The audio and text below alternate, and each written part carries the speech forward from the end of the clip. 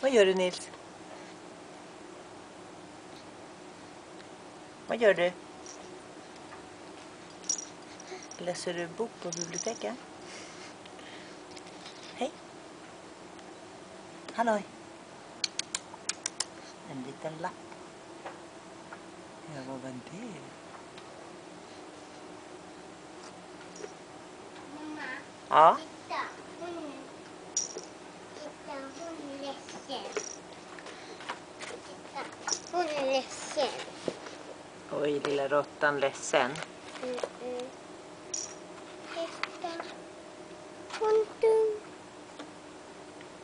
Mamma, hon är dum. Mamma. Hej! Hej! Läser du också bok? Är den bra? Hej! Hej! Är det bra bok? Hej, skroten! Vad har du för bok? En snigelbok?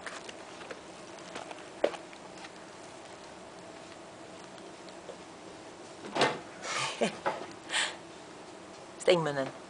Stäng munnen. Stäng munnen, säger mamma. Stäng munnen. Kan du göra själv, eller hur?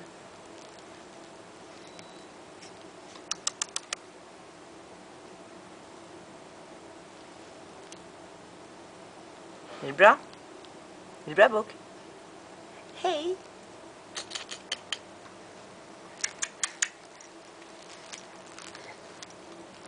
Hej då!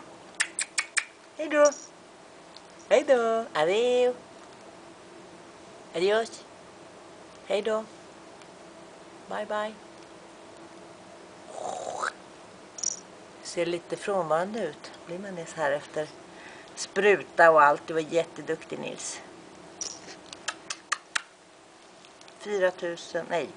8940 och 70 centimeter och alldeles perfekt, eller hur? Hej då!